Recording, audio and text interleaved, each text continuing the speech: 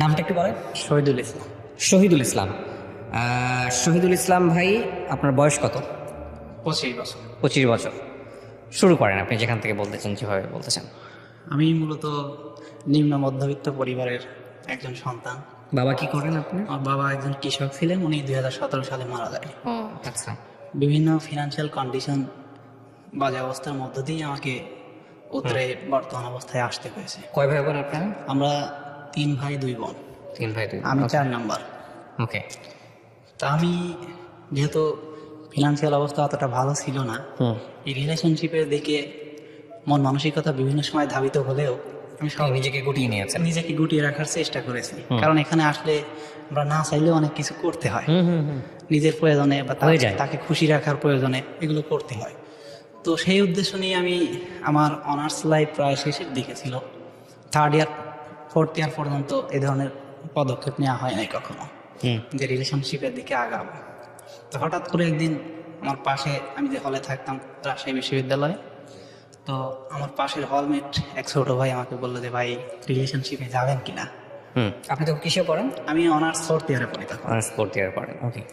তো তখন বললাম যে মিজানুর, এটা ঠিক হবে কিনা জানি না, আমার তো অবস্থা তুমিও জানো আমিও জানি, আমাদের এই অবস্থাতে আসলে এই ধরনের ভুল পদক্ষেপের দিকে যাওয়া উচিত হবে কিনা আমি জানি না।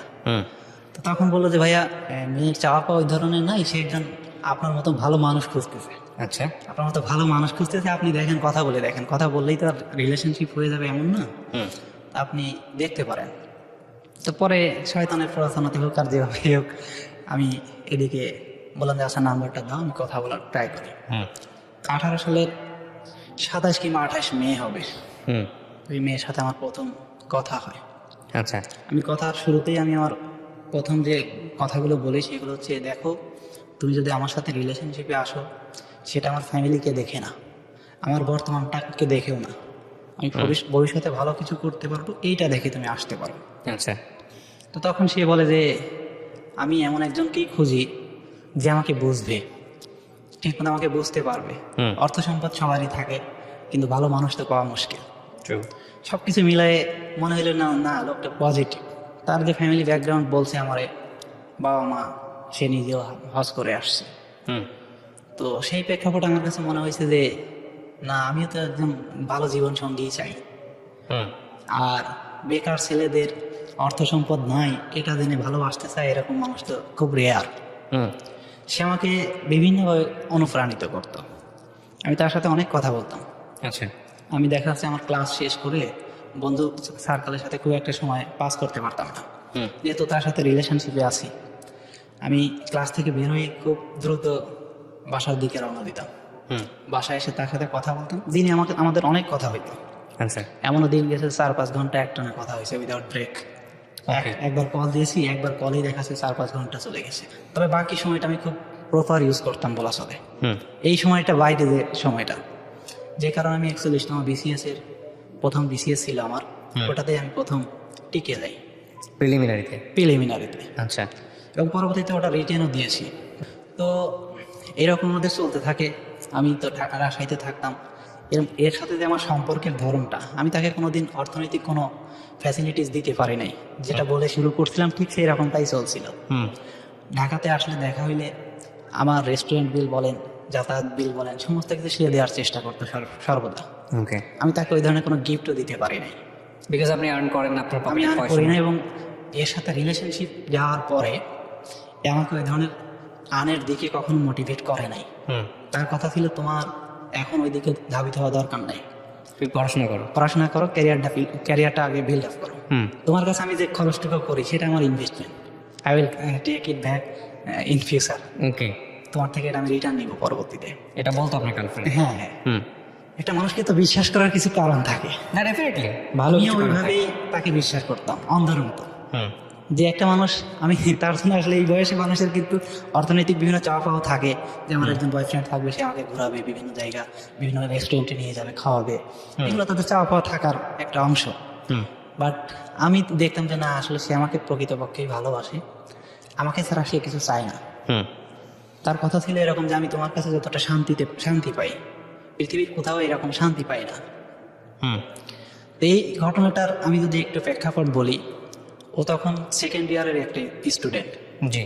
আমি ঢাকাতে আসছি আমার সাথে দেখা করবে।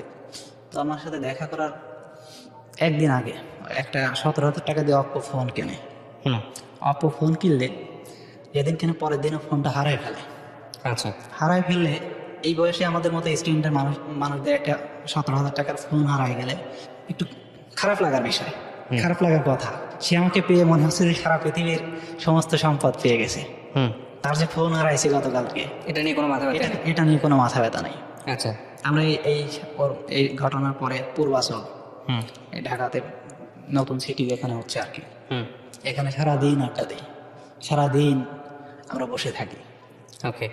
আমাদের টাইমগুলো এত ভালো ছিল, এত বেশি ভালো ছিল, আমি মনে করতাম যে পৃথিবীতে একজন সুখী মানুষ যদি থাকে আমি। ওকে। এগুলোর কারণে আমি সবসময় চেষ্টা করছি যে যদি কখনো আমাদের ঝগড়াঝাটি হয়েছে, এর মধ্যে রিলেশনশিপে থাকলে মানুষের কথা কাটাকাটি নানা কিছু হয়েই থাকে।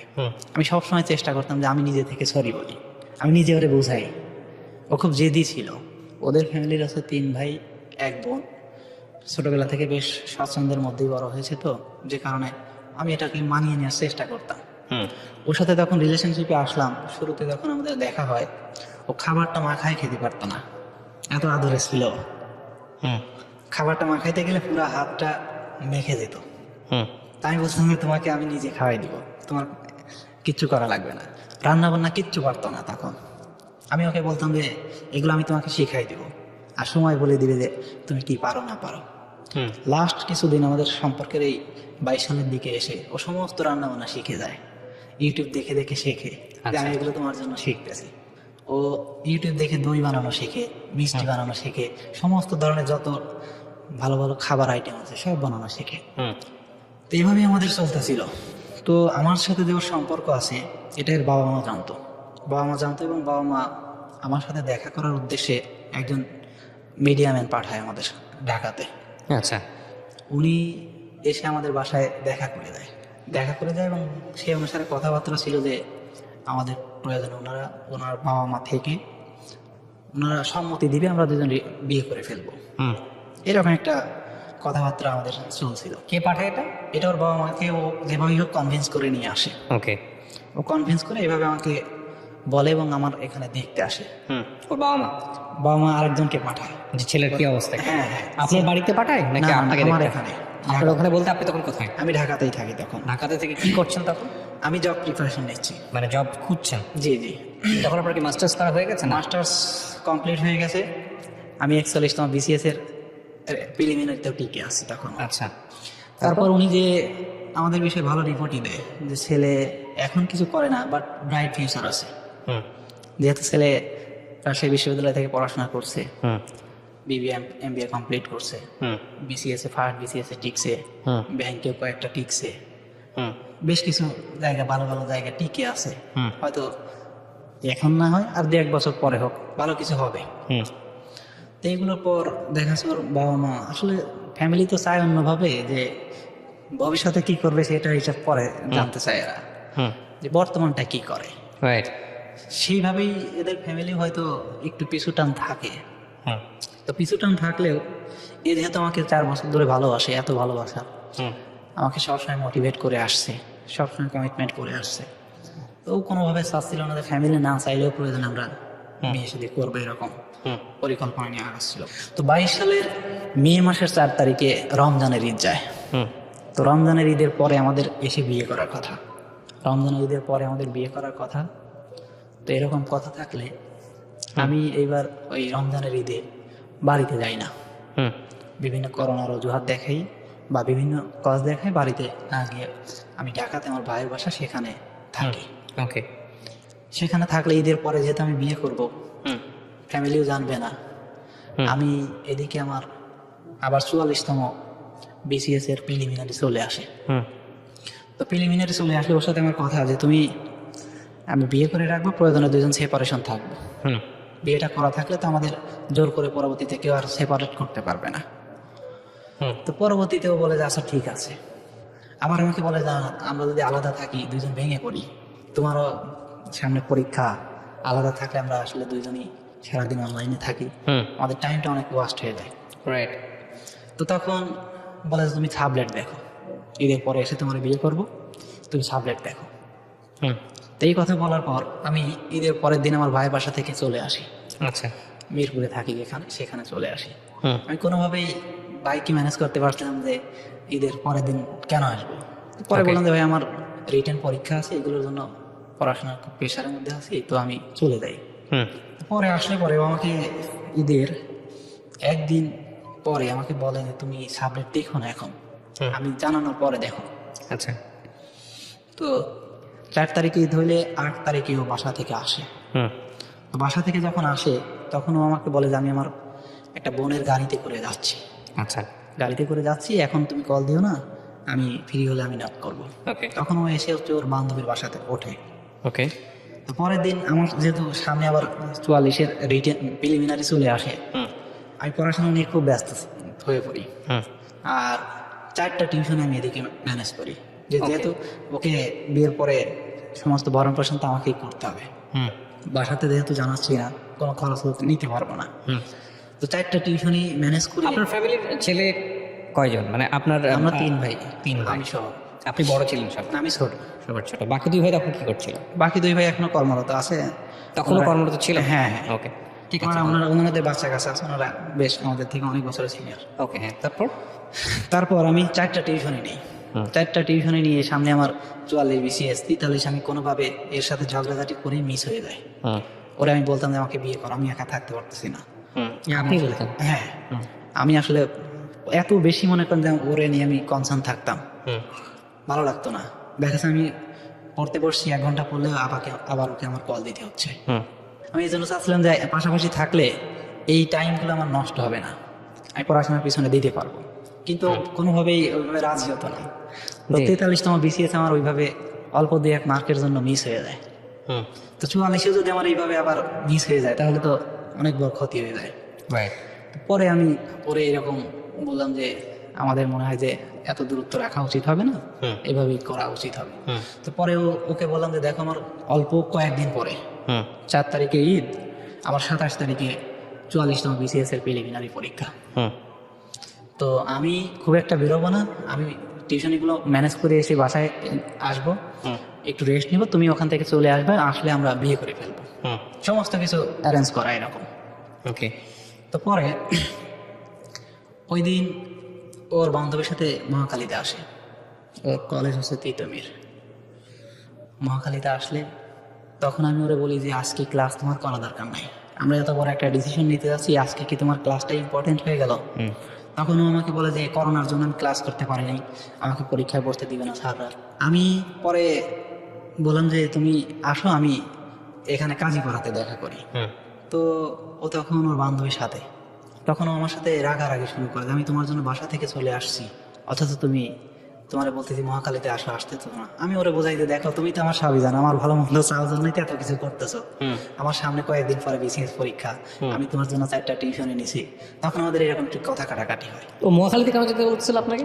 মহাখালীতে ওর বান্ধবীর সাথে আসছে, হ্যাঁ। ওখান থেকে হয়তো কথাবার্তা বলবে যে আমার ফ্যামিলি থেকে জোর করে বিয়ে দিয়ে দিচ্ছে, এরকম কোনো কিছু আমার আর জানা নেই। আপনি তো বলতেছিলেন মিরপুরে যাওয়ার জন্য, আপনার বাসায় যাওয়ার জন্য। আমার বাসার আশেপাশে ওখানে আমি কাজে অফিসের, কেন এতটুকু আসতে আপনার সমস্যা কি ছিল? আমার সমস্যা ছিল না। আমি এই যে বললাম যে 4টা টিউশনই করাই, 4টা টিউশনি থেকে আমি মাত্র আসছি, ওকে বললাম যে ও আচ্ছা আচ্ছা, হ্যাঁ। বুঝতে পারছি যে আপনি টায়ার্ড ছিলেন এই জন্য আপনি মহাখালীতে যেতে হ্যাঁ, চাচ্ছেন। আমি ওরা বললাম যে তুমি তো সবই জানো, আমি টায়ার্ডনেসের জন্য না, মূলত আমি চাচ্ছিলাম যে আমি ওর সাথে দেখা করে এই কাজটা শেষ করে আমি আবার টেবিলে বসবো।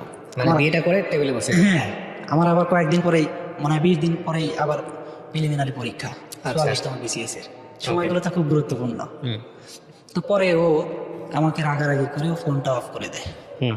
আমি ওর বান্ধবীকেও ফোন দেওয়ার চেষ্টা করি বারবার, ওর বান্ধবী আমার ফোন রিসিভ করে না, ফোন অফ করে দেয়। আমি বারবার চেষ্টা করি ওর বিভিন্ন নাম্বার দিয়ে, অন্য নাম্বার দিয়ে, কোনোভাবেই আর পাচ্ছি না। হুম। না পেলে আমি খুব ডিপ্রেসডের মধ্যে আছি। হুম। তো আমি পরের দিনে পড়াইতে যাই। হুম। পরের দিন যখন পড়াইতে যাই তখন ওর সাথে আমার SMS এ কথা হয়, বাট আমার নাম্বারে ব্লক করে রাখে। তা আমি বলি যে তুমি দেখাটা করো, দেখা করে যা কিছু বলার বলো। হুম। ও বলে যে তোমার সাথে আমার আর দেখা করা সম্ভব না, হুম। অনেক কিছু হয়ে গেছে এর মধ্যে, হুম। এরকম কিছু মিন করে। হুম। তার অনেক একদিন কিছু হয়ে গেছে বলতে আপনি জিজ্ঞেস করলেন না কি হয়েছে? ও বলে যে অনেক কিছু হয়ে গেছে, বাট কি হয়েছে সেটা বলে না। মুখোমুখি হইলে পরে জানাবো। ওকে, তারপর? তার কয়েকদিন পরে আমাকে বলে যে তুমি, আমি খুব এর মধ্যে কান্নাকাটি করতে থাকি যে তুমি আসতেছো না কেন? হ্যাঁ। কোথায় তুমি? হ্যাঁ, কি অবস্থা? তো ও এতটুকু বলার পরে আমি ওর মাকে ফোন দিই। যখন ওর ফোন নাম্বার এরকম বন্ধ পাই তখন ওর মাকে আমি কল করি যে আন্টি কি হয়েছে আমাকে একটু বলেন। তখন বলতেছে বাবা আমরা ফ্যামিলি থেকে ওর বিয়ে ঠিক করে ফেলছি, তো তুমি আর নক না করলে ভালো হয়। হুম, তো আমারও তো একটা প্রেস্টিজ আছে, আমি ওনাকে আর বিরক্ত করি নাই। রাইট। তো পরে একদিন দুই দিন পর আমাকে আমি ওই রকম জোরাজোরি করতেছিলাম, ও বললো যে তাহলে তুমি আমার কলেজে আসো।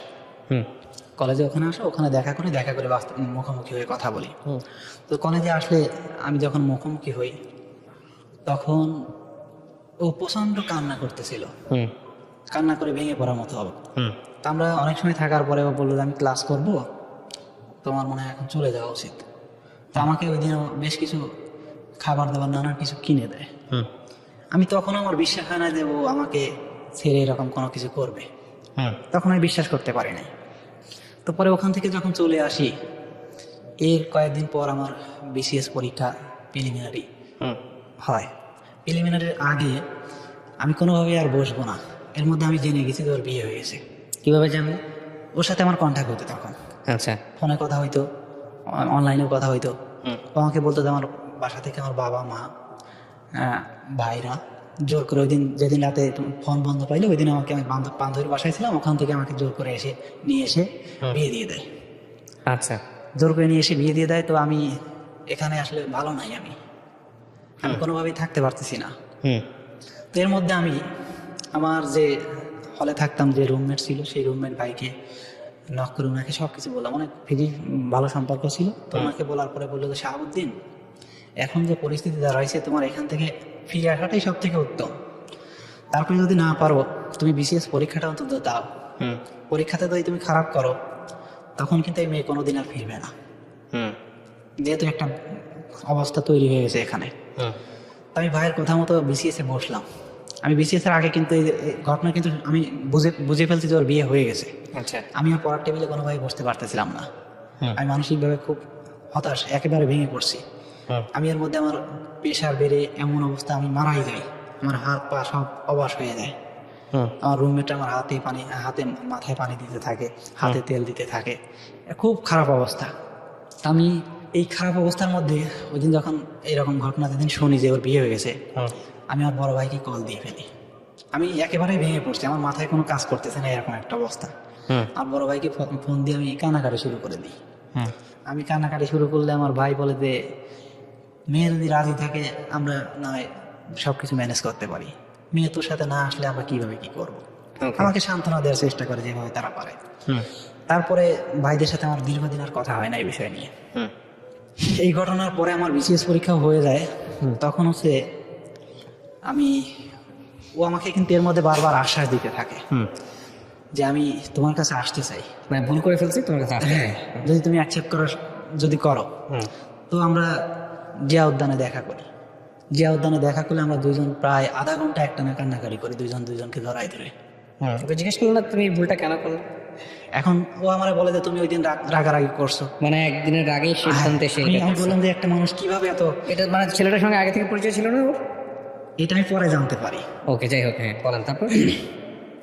তো পরে আমি বললাম যে দেখো তোমার সাথে আমার 4 বছরের সম্পর্ক, আমার এর মধ্যে তোমার সাথে বহুদিন রাগারাগি হয়েছে, এত গালাগালি করছি, কিন্তু এর অর্থ কি এই যে তুমি আমাকে আজকে রাগারাগি করলে আজকে যে অন্য কাউকে বিয়ে করে ফেলবে? এটা কি বাস্তবসম্মত কোনো কথা হইলো? এটা কি সম্ভব, আদৌ সম্ভব? তো পরে এরকম চলতে থাকে। ও তখন বলে যে দেখো যা হয়েছে হয়েছে, আমাদের পাস্ট নিয়ে আমরা কেউ কথা বলবো না, তা আমরা অতি দ্রুত বিয়ে শাদী করে ফেলবো। হুম, এই অতি দ্রুত কিন্তু 2 মাস পার হয়ে গেছে।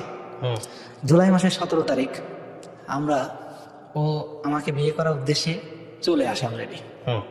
ওর বাসা থেকে আমি নিয়ে আসি, ওর বাসা আছে শরীয়তপুর, আমি সেখানে আপনি একটু প্ল্যান ছিল কি ছেলেটাকে ডিভোর্স দিয়ে দিয়ে আপনি? হ্যাঁ হ্যাঁ এরকম করে আমি পরবর্তীতে কিন্তু আবার 2 জায়গায় আমি সাবলেট বাসা নিই। সাবলেট বাসা নিলে 17 তারিখ যখন আসি আমি ওকে দিয়ে নিয়ে আসি, হুম, ওর এলাকা থেকে আমি যে নিয়ে আসি। হুম, নিয়ে আসলে আমরা যে বাসা সাবলেট নিয়েছি সেই বাসাতে উঠি হচ্ছে 3টার দিকে। হুম, 3টার দিকে উঠলে ঘন্টাখানিক পরে ও খুব অস্বাভাবিক আচরণ করে। ও বলে যে আমার বাবা মা বাড়িতে অসুস্থ হয়ে পড়ছে, বারবার মেসেজ করতেছে, ফোন করতেছে। হ্যাঁ, তো আমাকে এখনই বের হয়ে পড়তে হবে বিয়ে পরে? বিয়ের পর। তখন ও আমাকে বলে তুমি কি চাও যে আমার বাবা মা মারা যাক, আমি তোমার সাথে এইভাবে থাকি? আমি বললাম যে দেখো, আমি তোমাকে ভালোবাসি, তোমার প্রতি জুলুম করার উদ্দেশ্যে এখানে আনি নাই। তোমার বাবা মা মারা যাক, সারা জীবন তুমি কষ্টটা বয়ে বেড়াও, এটাও তো আমি কোনো সময় চাই না। তো আমি এটা কখনোই চাইবো না। তুমি যাও, বাবা মা আজকে হয়তো এরকম দেখছে, খারাপ হয়েছে, ওনাদের বোঝাইলে ওনারা বুঝবে। মানুষ তো, অবুঝের তো কিছু নাই। আমি তো অযোগ্য একটা ছেলে না, আমার তো যথেষ্ট যোগ্যতা আছে। আর ফ্যামিলিতে তুমি যতটা জানো, তোমার ফ্যামিলির বাইরে এখনো কেউ জানে না। এটা আমি যদি হাইট রাখতে পারি, তোমার সমস্যা তো নাই। পরে ও আমাকে এরকম বোঝায়, ও চলে যায়। তখন আমি ওরা বলি যে তুমি তাহলে ওই ছেলের বাসায় যাওয়ার দরকার নাই, তুমি তোমার ভাইয়ের বাসাতে যাও। আমি কালকে তো প্রয়োজনে তোমাকে বাসায় রেখে আসবো। আবার তোমার বাবা আমার অসুস্থ, এর মধ্যে যেহেতু বিকাল হয়ে গেছে, আবার আমি এই সময় তো আর যেতে পারতেছি না ওর বাসায়। তো বলে যে আচ্ছা ঠিক আছে। তাই বলে ও ভাইয়ের বাসায় যাওয়ার কথা বলে আমি ওর মিরপুর 10-এ গাড়িতে উঠাই দিয়ে আসি। পরের দিন সকালবেলা ও বলে যে আমার খুব অসুস্থ, আমার হসপিটালাইজড আর কি। তো আমার হাজব্যান্ড যে নিয়ে আসছে আমারে ভাইয়ের বাসা থেকে। তখন আমার খুব হৃদয়টা ভেঙে যাচ্ছে যে আমি তোমাকে এত এত কিছু তোমার জন্য করতেছি। একটা মানুষের বিয়ে হয়ে গেছে, বিবাহিত মানুষ, আমি একটা অবিবাহিত ছেলে, আমার যোগ্যতা কম না, এত স্যাক্রিফাইস তোমার জন্য করতেছি, তুমি আবার সেখানেই চলে গেছো, আবার ওখানেই কেন যেতে হবে তোমাকে? ও আমাকে নানানভাবে বোঝানোর চেষ্টা করে, কিন্তু আমার মাথায় কোনোভাবে আসে না। এর মধ্যে ওখানে যেহেতু 2 মাস অতিবাহিত হয়ে গেছে, ওই রকম ও ভাবে যে বেবি মনে হয় কনসিভ হয়ে গেছে। তো তখন ওইটা নিয়ে খুব ভেঙে পড়ে যে বেবি যদি পেটে চলে আসে তাহলে তখন তো ultimately, ওখান থেকে আসার কোনো অপশন থাকবে না, সমস্ত কিছুই বন্ধ হয়ে যাবে। তো অনেক জায়গায় টেস্ট করায়, অনেক জায়গায় টেস্ট করাইলে সবগুলোর নেগেটিভ রিপোর্ট আসে যে বেবি কনসিভ করে। তখন বলে যে না, আলহামদুলিল্লাহ, আমরা আবার এক হতে পারবো। ওর বিয়ের পর আমার সাথে বহুদিন দেখা করে। আমি তো এর মধ্যে টোটালি একেবারে পাগল হয়ে গেছি। আমি প্রাইমারির প্রিলিমিনারিটিকে যখন কাগজগুলো জমা দিতে যাই, সমস্ত পেপার, আমি তো একেবারে উন্মাদ। আমি সমস্ত কাগজগুলো হারাই ফেলি, মূল ডকুমেন্টগুলো সমস্ত কিছু হারাই ফেলি। দীর্ঘদিন আমি ঘুমাইতে পারি না, আমি ওয়ালের সাথে শুধু রাতে হেলান দিয়ে থাকি।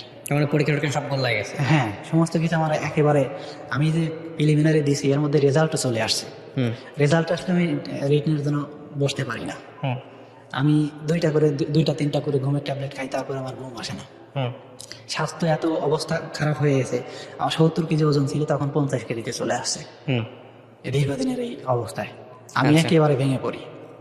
তো পরে 17 তারিখের পর যখন ওই রকম চলে যায়, আমার তখন মাথার মধ্যে একটা জিনিস কাজ করে, যে মানুষ এসে চলে গেছে ও তো লেম এক্সকিউজ দিয়ে গেছে। আমি পরে বুঝতে পারলাম যে ওর বাবা মা অসুস্থ বা এরকম কোনো কিছু না।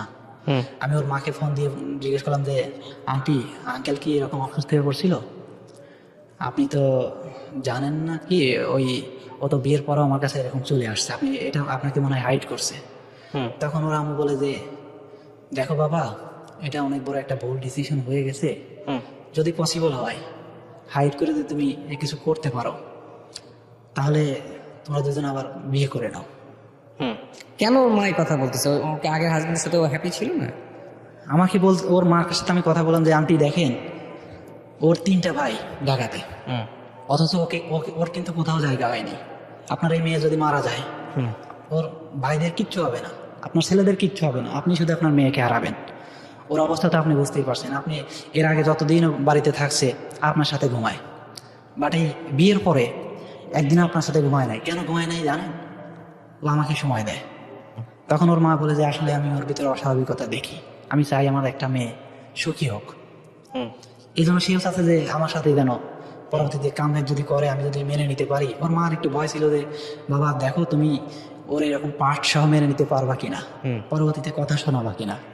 আমি বললাম যে আন্টি, আমি দেখেন ওকে ভালোবাসি, মানুষের জীবনে অ্যাক্সিডেন্ট থাকতেই পারে, আমি এগুলো মেনে নিব, কোনোদিন এটা নিয়ে কখনো কথা বলবো না। তোর মা আমাকে এইভাবে বলে, পরে আমি ওরে আবার বলি যে তোমার মাকে তো আমি ম্যানেজ করছি, উনি তো রাজি হয়েছে।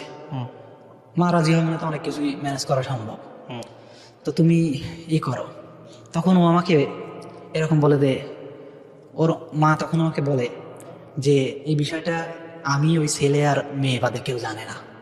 তখন আমার মাথায় অনেকটা খটকা লাগে, কি আন্টি আপনার ভাইয়ারা, আপনার ছেলেরা নাকি ওরে জোর করে বিয়ে দিয়েছে। তখন ওর মা এই বিষয়টা বলে যে অনেক ঘটনা আছে বাবা, সব কিছু খুলে বলা যাবে না, তুমি দেখো কি করবা, তোমাদের যা ভালো মনে হয় করো, তোমাদের দুইজন যা ভালো মনে করো সেটা করো।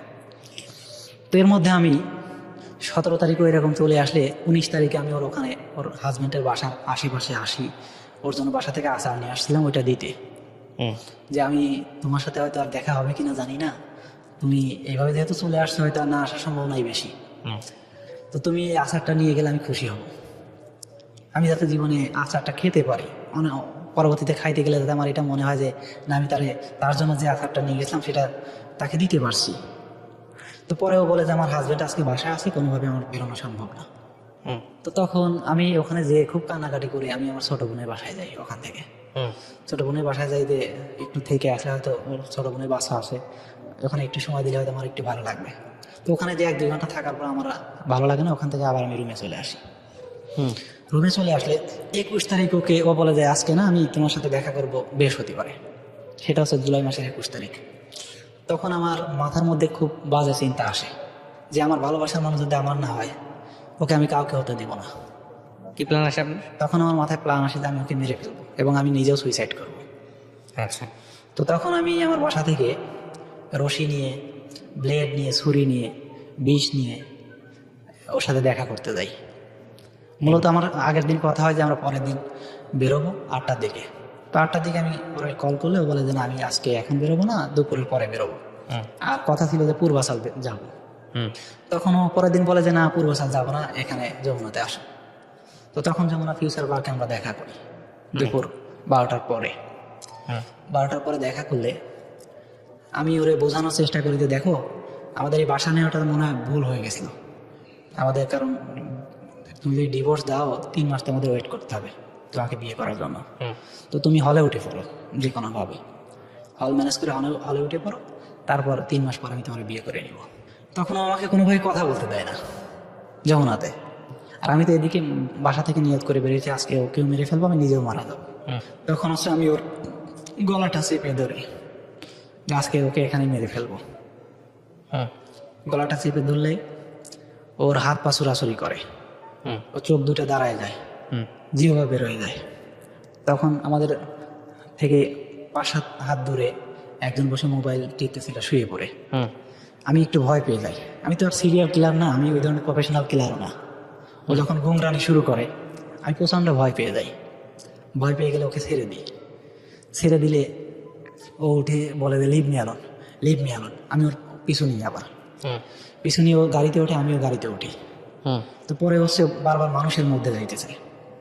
যখন বারবার মানুষের মধ্যে যাইতে চাই তখন হচ্ছে আমি দেখলাম যে না এখন তো সিন ক্রিয়েট হয়ে যাবে, লোকজন আমাকে মারধর করবে। তখন হচ্ছে আমি গাড়ি থেকে নেমে পড়ি। গাড়ি থেকে নেমে পড়লে 1-2 দিন পরে আমি তখন বাসায় এসে খুব খারাপ অবস্থা হয়ে যায় যে এই মানুষটা আর কোনোদিন আমার হবেই না, সম্ভবই না। আজকে যা করছি, তখন আমি যে ওরা SMS করেছি যে দেখো আমি 2 মাস ঘুমাই না, তোমার সাথে যমুনাতে যা হয়েছে হয়তো আমার অজান্তে হয়েছে, তোমার খারাপ উদ্দেশ্যে আমি এরকম কোনো কিছু করতে যাই না, হয়তো আমার অজান্তে এগুলো হয়ে গেছে। তো তারপরে আমার সাথে ও কমিউনিকেশন করে যে এরকম যে আমাকে টর্চার করতে পারে, তার সাথে তো আমার সম্ভব না, যাওয়া সম্ভব না, এরকম করতে থাকে। পরে আমি 1-2 দিন পরে আমার ভাইয়ের বাসাতে যাই। আমার ভাইয়ের বাসা আশুলিয়াতে, ওখানে যে সপ্তাহখানেক থাকি। ভাইরাও তখন আমার অবস্থা দেখে, আমার তো অবস্থা খুব খারাপ, 70 কেজি থেকে একজন মানুষের 50 কেজি ওজন আসলে কি অবস্থা চেহারা হয়, খুব বিদঘুটে অবস্থা, আমার বাজে অবস্থা একেবারে। তখন আমার ভাইয়ের বাসাতে সপ্তাহখানেক থাকার পর আমার ভাইয়ের সাথেও মেয়ের কথা বলাই দিই। আমার ভাই আমার অবস্থা দেখে বলে যে মেয়ের নাম্বার দিয়ে আমি কথা বলে দেখি। তো আমার ভাই নাম্বার নিয়ে কথা বললো। তো মেয়ে বিভিন্নভাবে বোঝায় যে আসলে সামাজিকতা নানান কিছুর জন্য আমি আসলে কামব্যাক করতে পারতেছি না, যদিও এই বিয়ের পরে আসছি, এটা আমার ভুল করে আসছি, বা এরকম নানান কিছু বোঝানোর চেষ্টা করে আর কি। তো পরে আমি ভাইয়ের বাসা থেকে আসলে আমি আবার বাসায় চলে আসলাম। ভাইয়ের বাসাতেও আমার কেমন যেন দম বন্ধ মনে হচ্ছিল, ওখানে আমি ভালো নাই এরকম মনে হচ্ছিল। পরে আমি এখানে আসলাম। এখানে আসার পর আমি একটা টিউশনি করাইতাম এখানে ঢাকাতে। তো পরে আমার একটা টিউশনি করাইতাম আন্টিদের কাছে খোলামেলা বলি যে আন্টি আমি এই অবস্থা। এর আগেও আন্টিকে বলছিলাম যে আন্টি ওর বিয়ে হয়ে গেছে, এই জন্য আমি ভেঙে পড়ছি, টিউশনিটাও বাদ দিয়ে দিয়েছিলাম। আন্টিদের সাথে যেহেতু অনেক ভালো সম্পর্ক, ওনারা আমাকে খুব হেল্প করার চেষ্টা করে যে আপনি কি করলে আপনি সুস্থ হবেন বলেন তো, আপনার এই অবস্থা দেখে তো আমাদের আর ভালো লাগছে না। পরে ও যে আমার কাছে আসবে, আসার জন্য ওই ছেলের এনআইডি কার্ডের ছবি দেয়। ওই এনআইডি কার্ডটা ওই আঙ্কেল আবার এসআই আঙ্কেলকে দিই যে আঙ্কেল এই ছেলের সাথে আমার যে কোনোভাবে মিট করাই দিবেন। মিট করাই দিলে ও আমাকে বলতো যে এই ছেলে হচ্ছে আমাকে ভয় দেখায়, ভয় ভীতি দেখায়, ওখানে বদ্ধ করে রাখছে, আমি এই ভয়েই আসতে পারি না তোমার কাছে। তো আঙ্কেল পরে বলে যে আচ্ছা দাও দেখি ঠিকানাটা, দেখি ঠিকানাটা উনি মিল করে দেখে যে ওনার এলাকাতেই বাসা। তো পরে আঙ্কেল ওনার এক বাস থেকে কল দিয়ে বললো যে এই ছেলেরা চিনিস? তোর বাসতে বললো যে হ্যাঁ চিনি। তখন আঙ্কেল বলে যে ও এই ছেলে তো বিয়ে করছে যারে, তারা নিয়ে এরকম একটা প্রবলেম আছে, তো একটা ছেলেকে নিয়ে আসতে পারিস কিনা আমাদের বাসায়। তখন ছেলেকে যখন নিয়ে আসলো, নিয়ে আসা ওর হাজব্যান্ড, হ্যাঁ ছেলেকে যখন নিয়ে আসলো, ওর হাজব্যান্ডকে যখন নিয়ে আসলো, আমি সমস্ত ডকুমেন্টস দিলাম যে ভাই আপনার সাথে বিয়ের পরেও এই ঘটনাগুলো ঘটছে, ওর সাথে আমি এখানে গেছি, এই দেখেন এই ছবি, এই ডকুমেন্টসগুলো আছে, ওর সাথে যে বাসায় উঠছে এই ডকুমেন্ট সমস্ত কিছু দেখাই। তখন ও বলে যে আমাদের তো আসলে এইভাবে মুখোমুখি হওয়া দরকার। তখন ওই ছেলেদের রেস্টুরেন্ট আছে, ওখানে যে ছেলের ফ্রেন্ড নিয়ে ওই আঙ্কেল আমি চারজন হচ্ছে মেয়ের সাথে সরাসরি মুখোমুখি হওয়ার জন্য ওর হাজব্যান্ডের বাসায় যাই। তখন ওর হাজব্যান্ডের বাসায় গেলে ওর হাজব্যান্ড, আমরা ভিতরে ঢোকার পরে বলে যে দেখো তো তোমার আত্মীয় নিয়ে আসছি, চেনো কিনা? তখন ও বলে যে হ্যাঁ চিনি। ও আমার মাথায় তখন আকাশ ভেঙে পড়ছে আপনাকে দেখে। হ্যাঁ, যে কিভাবে ও এত দূর আসলো কিভাবে, ওর মাথায় আকাশ ভেঙে পড়ছে। ও দাঁড়াইছিল একেবারে বসে পড়ে। তখন আমি বললাম যে দেখো তো তুমি 17 জুলাই বিয়ের পর তুমি আমার সাথে চলে আসছিলে, এগুলোকে স্বীকার করো? তখন সমস্ত কিছু অস্বীকার করে। আমি বললাম যে দেখো এখন অস্বীকার করার কোনো রাস্তা নেই, সমস্ত ডকুমেন্টস দেখো আছে। আপনি কি চাচ্ছিলেন এই দেখা সাক্ষাৎটা আপনি করতে? আমি মূলত এই দেখা টাকা আমি চাচ্ছিলাম যে আমি যেহেতু ওরে ভালোবাসি, ও আমাকে শুধু একটা আশ্বাস দিতে যে আমি মৃত্যুর 1 ঘন্টা আগে হলে তোমার কাছে ফিরে যেতে চাই। না, কিন্তু আপনি ওর হাজবেন্ডকে বলে আপনি আসলে কি করতে চাচ্ছিলেন? ওর সংসারটা ভেঙে দিতে চাচ্ছিলেন? হ্যাঁ, না, ভেঙে দেওয়ার উদ্দেশ্য তো আমার না। তাহলে আমার উদ্দেশ্য ও যেহেতু ওখানে বন্দি আছে, আমি ওকে উদ্ধার করবো। বাট এই ওয়েতে ও তো চাচ্ছেন আপনার সাথে আসতে।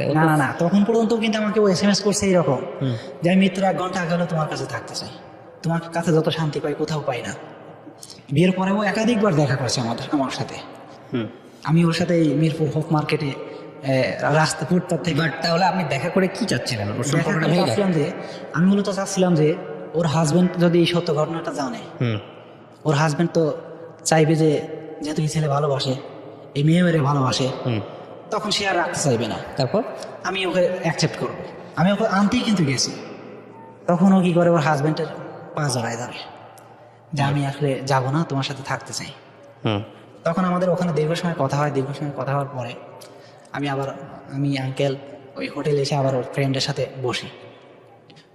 বসলে পরে ওর ফ্রেন্ডকে বলি যে দেখেন ভাই এই মেয়ে এখানে থাকবে না কোনো দিন না, আমার কাছেও আসবেই, আপনি যদি বিশ্বাস না হয় দেখেন আজকেই ওই মেয়ে কল দিবে আমাকে।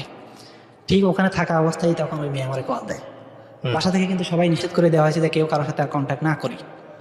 মানে ওর হাজবেন্ড তখন আপনার সামনে ছিল? না, ওর হাজবেন্ড তখন বাসা কল দেয়।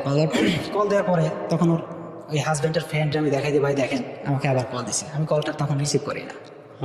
তো এরপরেও আমাকে SMS করে যে এত মানুষের সামনে তো আমার আসলে বলা সম্ভব হয় নাই যে তোমার সাথে আমি যাবো। আমি বললাম যে তাহলে তুমি এখন আসো, এখন তো আসতে পারো। তোমার হাজবেন্ড ওরাও তো বলছে যে তুমি যদি শেষ হয় এখন চলে যেতে চাও, যেতে পারো, আমরা নিজেরা থেকে তোমাকে বিয়ে করাই দিবে ছেলের সাথে।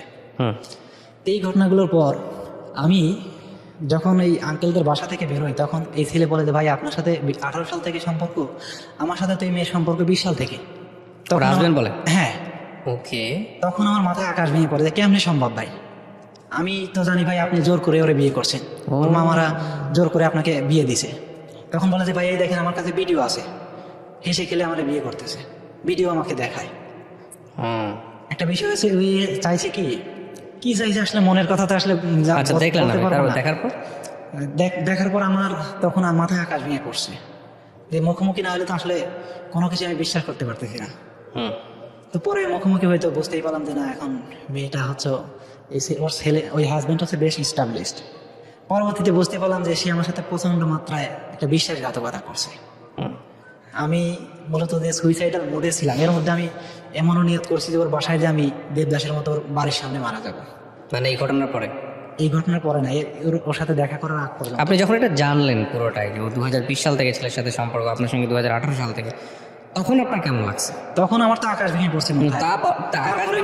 তারপরে আমি চাইছি যে ও যদি আমার সাথে আসে তবুও বিয়ে করবেন? তবুও বিয়ে করবো। কারণ হচ্ছে দেখেন, আমার তখন মনে হয়েছে যে ও এক জায়গায় সংসার করছে, সেই ছেলে যখন ওকে রাখবে না, আমিও যদি আবার ছেড়ে দিই, এটা আমার কাছে মনে হয়েছে যে আমার এক ধরনের প্রতারণা করা হচ্ছে। আপনি কি জীবনে আর কখনো কাউকে লাভ করেন নাই, নাকি এটাই আপনার এটা আমার জীবনের প্রথম ভালোবাসা। আমি একেবারে অন্ধ ছিলাম। তারপর কি হলো? শেষমেশ আমি বুঝতে পারলাম যে আসলে ও এখন আর আমাকে চাচ্ছে না। তবে ওর SMS গুলো এখনো মনে হয় যে ও আমাকে লাস্ট কথা হয়েছে কবে আপনার সঙ্গে? লাস্ট ও যখন ওখান থেকে আসার পরে আমার ওখান থেকে কিন্তু কথা যে আমরা কেউ কারো ফ্যামিলি না, লাস্ট কবে কথা হয়েছে শুধু একটু বলেন। সেটার দরকার নাই, আমি গল্পের ডায়াগ্রামে যাচ্ছি না। মানে লাস্ট কবে, কতদিন আগে? লাস্ট হচ্ছে জুলাই মাসের 21 তারিখ। 21 তারিখে এই মেয়েটা যদি এখন আসে, আপনি এখন থেকে বিয়ে করবেন? এখন আসলে ফ্যামিলি অবস্থা যা দাঁড়াইছে এখনো সম্ভব না। কেন? বিষয়টা হচ্ছে দেখেন, এতদিন পর্যন্ত কিন্তু আমাদের এই ঘটনাগুলো হাইড ছিল, কেউ জানতো না। আপনি এখনো তাকে লাভ করেন, ওটা বাদ দেন। আমি তো অবশ্যই লাভ করি তাকে। মৃত্যুর আগ পর্যন্ত কোনোদিন ভুলতে পারবো কিনা জানি না। আমার জীবনে যে আসবে তার সাথে প্রতারণা করা হবে কিনা সেটাও আমি জানি না। আপনার এই জানিনার মধ্যে আমি কিছু জানি, মানে জানি বলতে আমি প্রত্যেকটা মানুষ তো তার নিজের মতো করে জি জি বিষয় জানে। আর মানে আমাদের জীবনে যেটা ঘটে যায় সেটা, বা বন্ধুদের কাছ থেকে যেটা শোনা, সেগুলো হচ্ছে আমাদের অভিজ্ঞতা। তো সেই অভিজ্ঞতার জায়গা থেকে বলতে পারি, সেটা হলো যে আপনার যেহেতু এটা প্রথম লাভ, ফিলিংস, ইমোশন, ইলিউশন, হ্যাঁ, সব কিছুর একটা সংমিশ্রণ। এবং definitely everything is fair in love and war, right? প্রেম এবং যুদ্ধে সব কিছুই ফেয়ার। তো সেই জায়গাটা থেকে মেয়েটার সমস্ত কিছু জানার পরেও আপনি তাকে লাভ করেন, এ ব্যাপারে কোনো সন্দেহ নাই। আর পৃথিবীর সমস্ত জঘন্য মানুষ হলেও, মানে সবচেয়ে বড় জঘন্য মানুষ হলেও আপনি তাকে লাভ করবেন, এটাও ঠিক আছে। কিন্তু সময়ের অদ্ভুত একটা শক্তি আছে হিল করার। মানে টাইম এত বেশি হিল করে ফেলে একটা মানুষকে। আপনি বলছিলেন না, জীবনে 1 ঘন্টা হলেও তোমাকে চাই, বিয়ে করতে চাই, অমুক চাই, তমুক চাই। এই ফ্যান্টাসি থেকে বের হয়ে আসবেন খুব শীঘ্রই। এটা একটা ফ্যান্টাসি, হ্যাঁ। এবং ওর যখন 2টা বাচ্চা হবে, বাচ্চা কাচ্চা হয়ে যাবে ওই সংসারে, আপনি যখন বিয়ে করবেন, করে আপনার যখন 2টা বাচ্চা কাচ্চা হয়ে যাবে, তখন একবার একটু চিন্তা করে দেখেন যে 1 ঘন্টার জন্য ওর কাছে ওকে বিয়ে করতে পারবেন কিনা। এইসব ফ্যান্টাসি আমাদের সবার জীবনেই থাকে, হ্যাঁ। কিন্তু ক্ষতিটা কোথায় হয় বলেন তো? এখন দেখেন, আমার সব থেকে জীবনের যে বড় ক্ষতিটা হয়েছে, হ্যাঁ, সেটা হচ্ছে আমি মানুষকে আর বিশ্বাস করতে পারবো না সহজে। এটা তো ব্যক্তিগত ক্ষতি, যেটা চোখে দেখা যায় না, কিন্তু যে জিনিসটা চোখে দেখা যাবে সেটা কোনটা? আপনার ক্যারিয়ারের যে ক্ষতিটা হয়েছে, যে ক্ষতিটা হয়েছে, এটা কোনোদিন আর পোষাইতে পারবেন না, রাইট? সো আমি মনে করি প্রেম, ভালোবাসা, ক্যারিয়ার, শিক্ষা, এই 3টা জিনিসকে যদি আলাদা না করা যায়, একটা যদি আরেকটার সাথে ধাক্কা খায়, তাহলে ডেফিনেটলি সেই প্রেমকে 2 হাত দিয়ে সরিয়ে রাখা উচিত। আমরা প্রেম করি, ক্যারিয়ার করি, যাই কিছু করি না কেন, জীবনে তো সুখী হওয়ার জন্যই করি, রাইট? আমাদের টার্গেটটা তো একটাই, যে আমরা সুখী হতে চাই। মানুষ যে বলে জীবনের এইমটা কি, জীবনে মানুষের একটাই এম। এই যে মানুষ ধর্মকর্ম করে কিংবা ধর্ম ছাড়া থাকে, প্রেম করে, প্রেম ছাড়া থাকে, ব্যাচেলার থাকে, পৃথিবীতে মানুষ যা করতেছে, মানে সব কিছু, খারাপ কাজ, ভালো কাজ, সমস্ত কিছুই একটা উদ্দেশ্য, হ্যাপিনেস, সুখী হতে চায়, পিস চায়। তো এখন কথা হলো, এই পিসটাই যদি আপনি চান, তাহলে পিসের মানে ডেফিনেশনের জায়গাটাতে কোনো ধরনের কোনো মানে একদম ফিক্সড কোনো প্যারামিটার নাই। এই রাস্তায় গেলেই আপনি পিস পাবেন। একজন এক একভাবে সুখী হইতে না, এক ধর্মের জায়গাটা ডিফাইন করার অন্যভাবে, যে ঠিক আছে ধর্মের একটা রাস্তা আছে, সেটা অন্য জিনিস। আপনি যদি প্রচণ্ড ধার্মিক মানুষ হন, তাহলে that is the best way, হ্যাঁ। কিন্তু আপনি যদি ওই কিছু ধর্ম, কিছু অধর্ম, কিছু মানবিক, কিছু অমানবিক, আমরা যেটা করি আর কি, আমাদের কিছু প্র্যাকটিস, পার্টলি প্র্যাকটিস, এরকম মানুষই তো আমরা। তো এইরকম মানুষের জীবনের কমপ্লেক্সিটি অনেক, হ্যাঁ। কখনো মনে হবে এই রাস্তাটাই বোধহয় শান্তির, কখনো মনে হবে ওই রাস্তা শান্তির, কখনো মনে হবে রাস্তা ছাড়া শান্তির। তো আমি কথাগুলো এই কারণেই বলছি যে আপনি ধরেন যে মানুষটাকে ছাড়া জীবনটা চিন্তা করতে পারেন না, সেই মানুষটা ছাড়া যে আপনি অনেক বেশি শান্তিতে থাকতে পারবেন, সেটা ধ্রুব সত্য, সেটা ধ্রুব সত্য। কিন্তু আপনি এই সময় বসে সেটা চিন্তা করতে পারবেন না। আপনার গল্পটা যখন আমি শুনছিলাম, আমি তো মোবাইলে অনেক কাজ করছিলাম, তারপরেও আপনি আমার ফুল কনসেন্ট্রেশন নিয়েছিলেন। আপনার গল্পটা এতটা চমৎকার, এবং আপনার গল্পটা যদি আরো সময় নিয়ে পোট্রে করা যেত, এটা আরো সুন্দর হতো, আরো সাসপেন্স ছিল। কিন্তু আমি আপনাকে বলতেছি, আপনার জীবনে এমন একটা সময় আসবে যে সময়টা আপনার কাছে মনে হবে যে এটা আপনার শুধুমাত্র শিক্ষা ছাড়ার কোনো কিছুই না। আপনার কাছে যেই প্রেমটা আছে সেই প্রেমটা আপনার মতো করে সবচাইতে এক্সট্রিম লেভেলের, কিন্তু আপনার চেয়েও অনেক এক্সট্রিম লেভেলের প্রেম থাকতে পারে, অনেক বেশি। মানে কারো কারোর মতে আপনার এটা গাঁজাখুরি গল্প, মানে এরকম একটা জানাশোনা ছেলে এরকম কেন এত বড় ভুল করবে, এর চেয়ে এক্সট্রিম লেভেলের গাঁজাখুরি গল্প থাকতে পারে প্রেমের জীবনে, সেটাও মানুষের জীবনে আছে। এবং সবচেয়ে বড় কথা হলো যে ওই যে সবাই আমরা সুখী হতে চাই, কিন্তু সুখী হওয়ার রাস্তাটা আসলে আমরা ভুল করে ফেলি। হ্যাঁ, সুখী হওয়ার রাস্তায় দুই তিনটা জিনিস কখনো কম্প্রোমাইজ করতে হয় না। নাম্বার ওয়ান, আপনি কখনোই আপনার এডুকেশন কম্প্রোমাইজ করবেন না। এই শিক্ষা মানে আমি একাডেমিক শিক্ষা বলছি না, শিক্ষা যে কোনো শিক্ষাই হতে পারে। তারপরে হচ্ছে আপনার ক্যারিয়ারের জায়গায় আপনি কখনো কম্প্রোমাইজ করবেন না। ক্যারিয়ার যদি আপনি একজন বিজনেসম্যান হন, আপনি একজন এন্টারপ্রেনার হন, হোয়াট এভার, আপনি একজন জব হোল্ডার হন, যাই করেন না কেন, ওইটা কম্প্রোমাইজ করলে ওটা জীবনে কখনো রিটার্ন আসে না। আপনি অন্য কিছু থেকে হয়তো অনেক ভালো করবেন, বাট ওইটা আপনি পাবেন না। আর 3 নাম্বার হচ্ছে যে মানে এই দুটো জিনিসের উপরে যদি কোনো জিনিস ইফেক্ট তৈরি করে, সেটা হতে পারে বাবা মায়ের জন্য স্যাক্রিফাইস। সেটার জন্য আপনি সারা জীবন পিস পাবেন, শান্তি পাবেন, যেটা আমি আমার মার জন্য পরীক্ষা দিতে পারিনি, মার সেবা করছি, এটা রিটার্ন আছে। কিন্তু প্রেমিকার বাড়ির সামনে গিয়ে দাঁড়ায় থাকলাম, প্রেমিকার বাড়ির সামনে গিয়ে হুইসেল বাজালাম, এদিকে আমার নিজের হুইসেল বেজে যাচ্ছে, এটার কোনো রিটার্ন নাই জীবনে। রিটার্ন একটা আছে, খারাপ মানে ভবিষ্যৎ খারাপ আর কি। তো আমি মনে করি যে আপনাকে জ্ঞান দেওয়ার মতো কোনো জ্ঞান আমার নাই, তবে আপনি এই মেয়েটাকে আমি বললেও আপনি ভুলতে পারবেন না। আপনার জীবনে আমি মনে করি যদি যা বললেন এখানে সব যদি সত্য হয়ে থাকে, তাহলে আপনার জীবনের সবচেয়ে লাকি মোমেন্ট হচ্ছে ওইটা যে সে আপনাকে মহাখালীতে আসতে বলছিল, আপনি সেদিন মহাখালীতে যান নাই কোনো কারণে, আল্লাহ আপনাকে বাঁচিয়ে দিয়েছে। আমি বলবো এটা। এখন এইটার ব্যাখ্যা আপনি কি করবেন না করবেন সেটা আপনার নিজের ব্যাপার, তবে সৃষ্টিকর্তা আপনাকে বাঁচিয়ে দিয়েছেন ফর বেটার ফিউচারের জন্য, এটাকে আপনি মাথায় আগে রেখে আগান। আমি একটা জিনিস কোনোভাবেই মেনে নিতে পারতাম না, যদি এই সত্য ঘটনা কখনো জানতে না পারতাম, আমি হয়তো সুইসাইড করেই ফেলতাম। এর মধ্যে আমি বহুবার চেষ্টা করছি। আমি যদি এই সত্য ঘটনাটা প্রকৃতপক্ষেই না জানতে পারতাম কোনোদিন, আমি হয়তো কোনোদিন স্বাভাবিক জীবনেই ফিরতে পারতাম না। রাইট, তো আল্লাহ আপনাকে এটাও একটা বেটার। যখন আমি বুঝতে পারছি যে সে আমার সাথে বিশ্বাসঘাতকতা করছে, তখন কিন্তু আমার এখন কিন্তু আর এই সুইসাইডাল মোড আসে না। কোন মানুষের জন্য মারা যাবে, কার জন্য মারা যাবে। এক্স্যাক্টলি।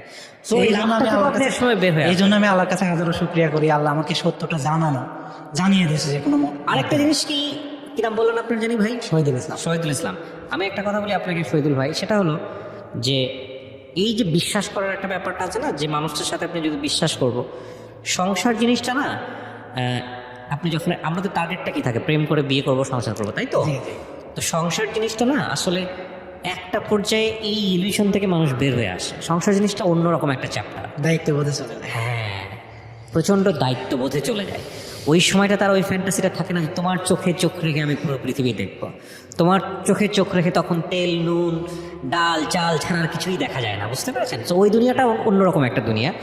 আর এই ফ্যান্টাসি দুনিয়া সিনেমাতে ভালো লাগে, ফ্যান্টাসি দুনিয়া একটা এজে ভালো লাগে, টিন এজে, যখন আসলে মনে হয় যে পুরো পৃথিবীটাকেই জয় করে ফেলবো।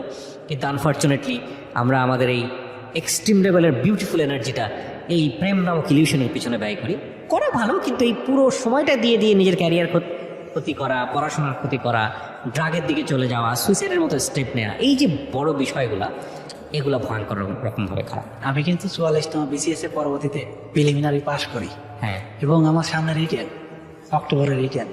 আপনি এখানে ভালো করেন, শুধু BCS না, এখন পর্যন্ত আমি কিন্তু টেবিলে বসতে পারেন না। এই যে বড় ক্ষতিটা না, এই ক্ষতিটা কখন রিটার্ন হয় না। তবে এটা ঠিক আল্লাহ আপনাকে যেহেতু এই জায়গাটা থেকে বের করে নিয়ে আসছেন, আমার মনে হয় যে কোনো ধাক্কাই একটা মানুষের জন্য অনেক বড় কিছু আশীর্বাদ হতে পারে। আমি সবসময় বলি যে ধাক্কাটাকে দেখবেন এরকম ভাবে, যে প্রকৃতির মধ্যে গাছ যখন বড় হয়, মানুষকে আমরা এভাবে যদি তুলনা করি, যে একটা গাছ বড় হচ্ছে, শক্ত হচ্ছে, ঝড় এসে গাছটার মগ ডালটা ভেঙে দিয়ে গেল, মাথা যেটা সেটা ভেঙে দিয়ে গেল, তারপরে সার্টেন পিরিয়ড অফ টাইম আপনি দেখবেন যে ডাল চতুর্দিক থেকে আরও অনেকগুলো বের হয়েছে, তখন একটা না অনেকগুলো বের হয়েছে। সো যে কোনো বাধাই বিশাল সম্ভাবনা তৈরি করে। প্রিয় দর্শক এবং শ্রোতা, আমরা একটা কথা বলি আজকের অনুষ্ঠানটা শেষ করতে চাই। প্রেমের গল্প আসলে নতুন কিছু নয়, আমি এই কথাগুলো ঘুরে ফিরিয়ে বলেছি লাস্ট 12-13-14 বছরে, যে হিউম্যান লাইফ স্টোরি নিয়ে যেহেতু কাজ করি, সেটা হচ্ছে যে প্রেম শাশ্বত আসবেই মানুষের জীবনে, কিন্তু প্রেমটা এমন হওয়া উচিত যেই প্রেমটা আপনার আমিত্বকে শেষ করে দেবে না, আপনার সুস্থভাবে বেঁচে থাকাকে শেষ করে দেবে না।